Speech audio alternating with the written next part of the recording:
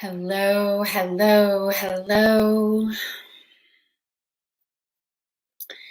Today is April 3rd, Friday, April 3rd. It's about 2:28 p.m. where I live on the west coast of California in the United States of America. I live in Northern California. And I invite you as you join live or even as you're watching the replay to also orient yourself in space and time as you join. You can do that by saying your name and the date and the time and the location that you are in. I recommend saying it out loud. And then we can be connected across space and time. You can be wherever you are, somewhere in the world, either watching me live, and I can be where I am, and we can actually be connected throughout space and time because grounded in the spot that we are, where we actually exist. And this is going to be a little bit of a quickie. So if you just have a minute, this is a great one to be part of. Always welcome people if you're here live. Always welcome. I love it when you just pop in and say hi, so I know you're here.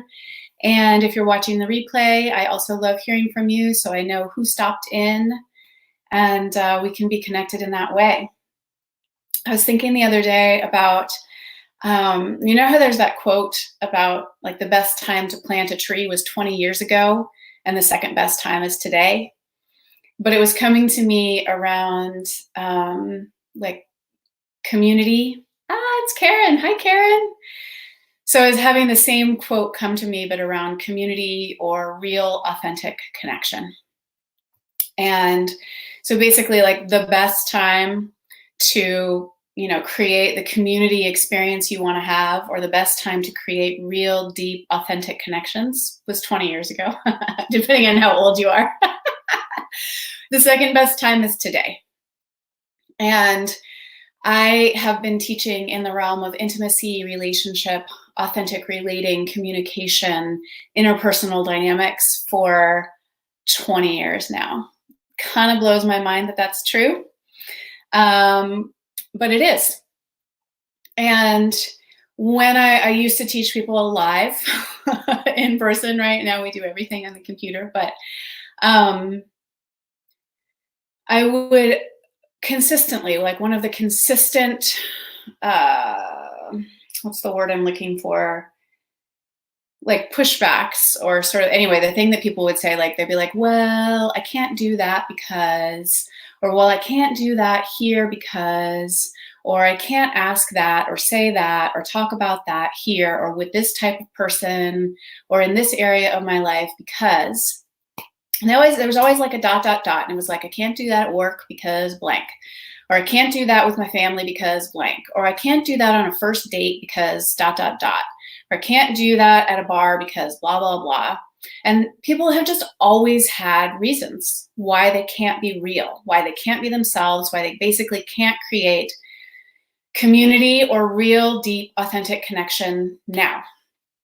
And I would imagine sort of coming on and saying, like, the best time to create community is, was 20 years ago, and the second best time is today. And the resounding wave that might come across the ethers of like, I can't do that because I'm not allowed to leave my house. Or, oh, because COVID-19, or oh, shelter in place, or oh, quarantine. And I was like, I have been listening to people's fucking excuses about why they can't be themselves, why they can't ask the questions they're genuinely curious about, why they can't share parts of themselves, like why they can't connect to people the way they want to connect to people. For 20 years, I've been hearing your goddamn excuses.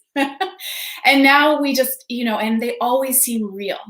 So of course, right now, if you're saying like, I can't create community because I'm stuck at home with 2 kids, like, so am I, or I can't have real connections because we can only relate through Zoom or whatever it is. I say this basically to say, like, I know it's going to seem really, really real right now. Like, yes, the virus itself is real. Yes, like we're actually in shelter in place. Yes, we're doing a lot of connection, like either over a 6-foot distance or with masks on, or via the internet. And those can all seem like really real reasons why I can't start relating authentically, why I can't create deep connections, why I can't really build community the way I want it. And they're not. Just like the reasons that I've been hearing people say for the past 20 years about why they can't be themselves, why they can't be authentic on a first date, why, people around them can't really handle them, like why they can't ask the question they're genuinely curious to ask. Those all seem really real to those people. And consistently over time, like no matter where I was teaching or what kind of people I was teaching or the age group or the income bracket, the consistent thing that I would hear people say, they would start sort of one way and then we would lead some exercise, some kind of relating connection, curiosity, genuine sharing exercise. And then we'd say, like, how did that go? And people would say, well, you gave us permission. And I'm like, great. So give each other permission. Like, clearly, not everyone. So this is a caveat. Not everyone wants real, deep, authentic connection. But again, having taught this for 20 years, like in the realm of man-woman dynamics, in the realm of intimacy, in the realm of sexual connection, in the realm of community building, in the realm of women's relating, in the realm of building community, like in all of those realms, I have yet to meet any type of person who does not want real, deep, authentic connection. So there are people who don't want it, but there is no type of person. There is no like, oh, the people at my office, or oh, people in corporate, or oh, anyway, there's no type of person. And honestly, now is the best time to risk it all because there's like nothing left to lose. I know that's not entirely true, and I don't mean to make light of anything that anyone is going through. But when everything is sort of falling apart and when the structures that we typically think like, well, it has to be like this, or this is how we do it here, or blah, blah, blah, blah, blah. Like when all of those structures sort of start to crumble and fall apart and how we do things, quote unquote, no longer is how we do things because everything has changed. We've all just sort of discovered like we actually don't need to go to the office or we, like certain structures, they're just crumbling. It's the best time to create things the way you want them. So once again, I'll say, yeah, the best time to create real, deep, authentic relationships or the kind of community that you really want to be surrounded by was 20 years ago. And then, you would have it now. But the second best time is now. And it's not just these times. Like the second best time is today. The second best time is this moment. The second best time is whatever conversation you're in right now, or 5 minutes from now, or whoever you relate with for the rest of the day after you listen or watch this. And I would invite you, this is in the realm of, do you want to make more eye contact? Like, would you like it if there was more eye contact? Would you like it if there was more smiling?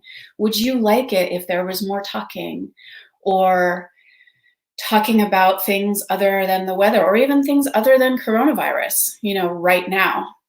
In the past, always people are like, oh, the weather or sports or, why do we have to have small talk or surface conversation? Like, you don't. One of my favorite tips is it's kind of a 3-part piece. But if somebody asks you, for instance, like, how are you doing? And you're like, oh, here we go again. I'm supposed to say, fine. How are you? So my favorite, there's different ways. Like one is, and I do this all the time, like with all kinds of people I run into, there's you don't have to go all the way from like, fine, how are you? To like, well, I had my heart broken yesterday and whatever, like the long-winded, just pour your heart out, although you could do that too. But I'll really look in the eyes of the person who's checking me out at the grocery or the, the guy behind the counter at the post office or something. And I'll say like, Today was a hard day. I'm doing all right. Like, how about yourself? Just some piece, or just like, man, today's been fantastic. Like, whatever is true, but some slice of that with real connection. Like, hey, I'm here with you, and you just asked me, and I'm going to answer for real, even if it's not like the whole story. Because, they're kind of a captive audience. It's not really fair. But the other thing that I really love to do with people that are actually, my connections, my friends, people I want to be more deeply connected with, is that I start to respond to questions. This is kind of like part 2. I start to respond to the question I wish they'd ask. So maybe you have friends who say like, what's new? And you're like, I don't know, nothing's fucking new. Like, it's the same every single day. Like, I hate that question. So what do you wish they had asked how you were feeling? So if they say, what's new? You say, well, today I'm feeling really sad. Or today I felt so inspired when I saw ... right? You sort of ask the question you answer the question you wish they had asked. And then the third part of that is, or the third opportunity there is, just like, if the conversation starts to go in a certain way and you're like, I guess this is what we're talking about, I wish we were having a real conversation, is make it real. So somebody says like, so, like, what are you into? Or what's up, blah, blah, blah, blah. I don't know. They ask some question you're not really interested in talking about. And you're like, what I'm really interested in right now? Or do you know what's really got my curiosity? You know what I would really love to talk about? And then ask them a question. Either share about something you're genuinely interested in. Like, what I'm really like interested in right now is blah, blah, blah. Something that's actually got your interest. Like, I'm reading right now a book called like polyvagal theory in or therapeutic uses for polyvagal theory or something. So I could say like, what I'm really interested in is the way that our nervous system, like, do you know anything about this? Or I'm so curious, like, what's your experience of that?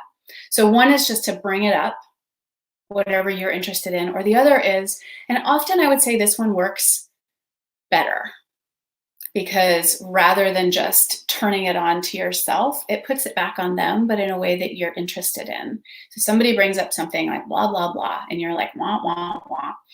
And you say like, well, you know what I'm really curious about? And then you ask them a question that you would genuinely like to know the response from them.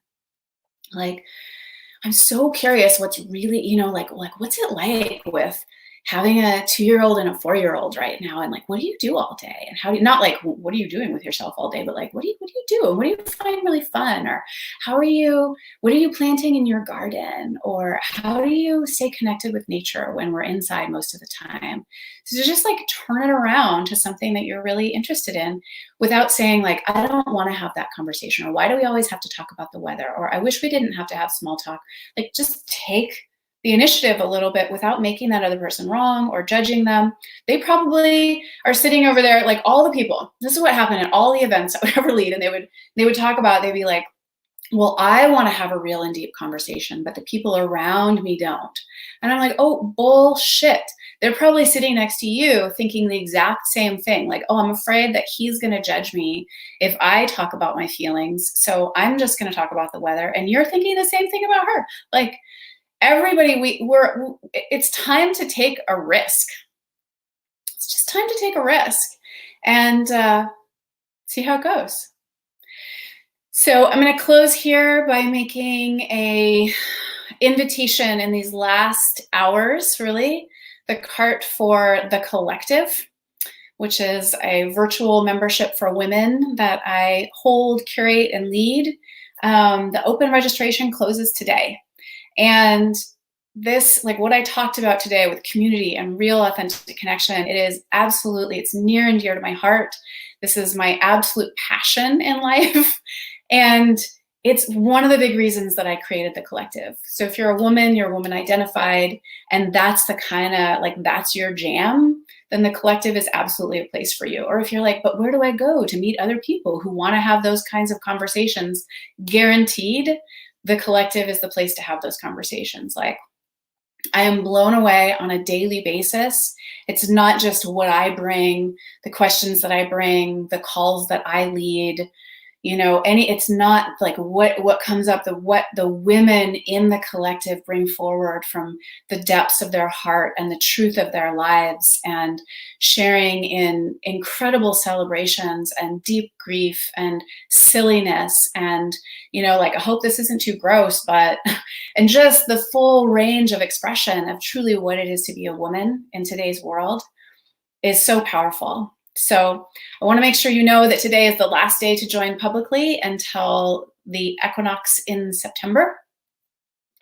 And I will put the link in the comments, and I absolutely welcome you. So I'll say once again, the best time to create real, deep, authentic connection was 20 years ago, and the second best time is today. So let's take a risk. Let's do it. As Charles Eisenstein says, let's create the more beautiful world we already know is possible in all of our interactions, in all of our connections, in every moment. Sending you so much love. Ciao.